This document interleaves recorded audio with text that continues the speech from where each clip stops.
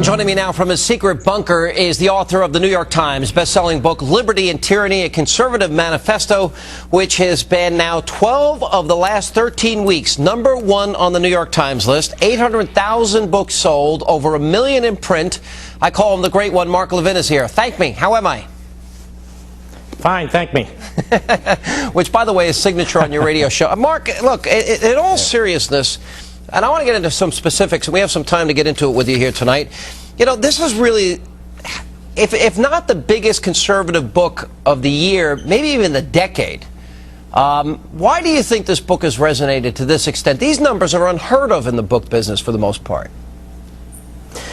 Because I think the American people are fundamentally liberty-loving people, and what's going on in this country is really anti-liberty. The president, you know, they just put Bernie Madoff away for life. The president's policies are Bernie Madoff times 1,000. He is taking a wrecking ball to this society.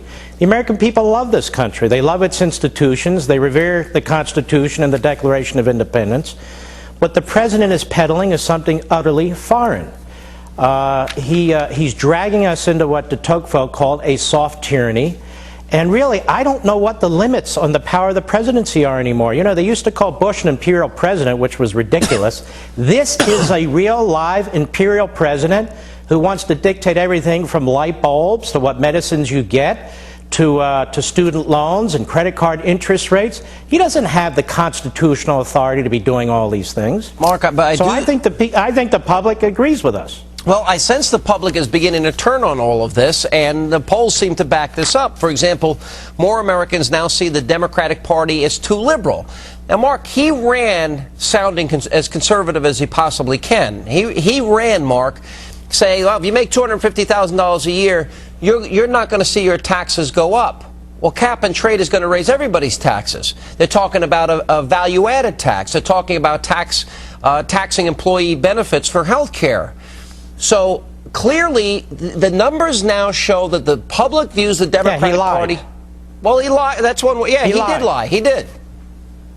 Matter of fact, he's taken this page right out of Saul Alinsky's Rules for Radicals. Saul Alinsky essentially said, look, you got to sound like you're for the middle class, you got to act like you're from the middle class, and then you destroy the middle class.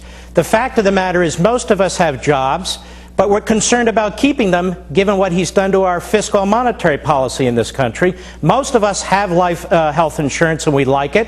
It's not a question of helping those who don't have it. He wants to destroy the health care system that most of us like. Well, he's in bed with the NEA and against the children in the public school system. He is the purest statist ever to sit in the Oval Office. I agree. But all right, so now the numbers show that the public is viewing, and I still think we're a center-right country. This is the same country that elected Ronald Reagan with 49 states.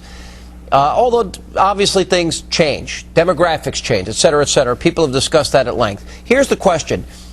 If more people see the Democratic Party as more liberal than the last time that happened was November of 1994, and we know what happened then. That's when Newt Gingrich came to power.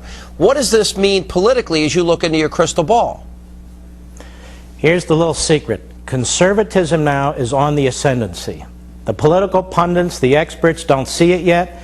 It's on the ascendancy, not just because of the popularity of my book, not just because of talk radio, just because of the repulsion of the extreme radicalism of this president and this Congress, and they're lurching so fast and so hard to the left. But people really do want to keep most of what they earn. You know, they're concerned about other people, but they don't want to go broke over government entitlement programs. They're very concerned about what's going to happen to their children, with trillions and trillions and trillions of dollars in debt being created in a period of months. They're very concerned about this phony cap and trade, which would give the EPA authority over your homes and your house and your toaster and your light bulb. They know that when they wake up in the morning, they love this country. They know they're blessed to be here in the heart of liberty. They know that they work hard and the government should not take 40 or 50% of their income. And Obama stands for all of this. He stands for all the wrong things.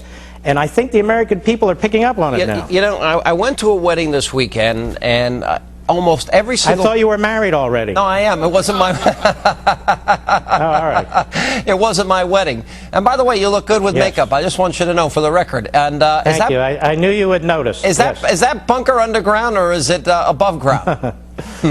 Well, there are different parts of it. I have a lair downstairs. That's underground, but I'm up ground right now. All right, but in all seriousness, Thanks for asking. all seriousness, at this wedding, everybody that I talk to seems to fear the America they grew up in is being systematically torn apart. Not just on economic issues, the ones that you just listed off. I often talk about them. Talk radio talks about it. Fox News talks about it. But similarly, you know, on national security, the view that we're unilaterally disarming, that we don't understand the nature of evil, that this isn't the same country that, you know, once beat back fascism and Nazism by supporting this guy that wants to start or establish a dictatorship in Honduras. Your thoughts on national security? Well, look, what kind of a president denounces Israel, which is basically just trying to survive in the middle of a hellhole, and on the other hand plays footsies with the Iranian regime that is an illegitimate, terrorist-loving regime? What kind of a president does that? What kind of a president jumps to the fore, says we're not going to get involved in the sovereignty of countries, does it immediately in Honduras when the Castro-Chavez Marxist lightweight, who they threw out of that country, defied his Supreme Court, defied his Constitution. The military removes him. The Congress there puts in place the head of the Congress. It's not a military coup.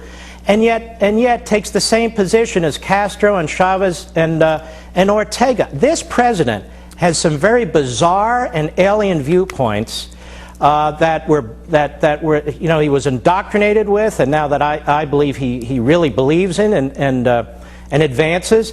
He is about as left-wing and about as radical as anybody ever to be in the Oval Office. Mark, this book is the modern-day equivalent of A Conscience of a Conservative by Barry Goldwater. 12 out of 13 weeks, #1 on the New York Times list. I got to tell you something.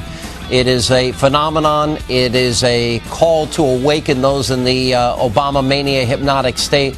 It's a great book. No kidding around. You're a great friend. Congratulations on the success of the book, your radio shows, gangbusters, and thanks for being with us. Well, thank you, and we sent a copy of the book to the president. Maybe he'll read it. Really? You think so? I hope so. Maybe he won't. Well, he said he wanted to have a beer with me. I offered to pay for it, and he wouldn't take me up on my offer after he invited me. Right. Yeah, God bless us. Thank I'll me. take him for a hamburger. All right, take care. By the way, why do you ask your callers what they're wearing all the time? Because I'm curious. Mark, it's always fun. Mark Levin, the great one. And coming up, we told you.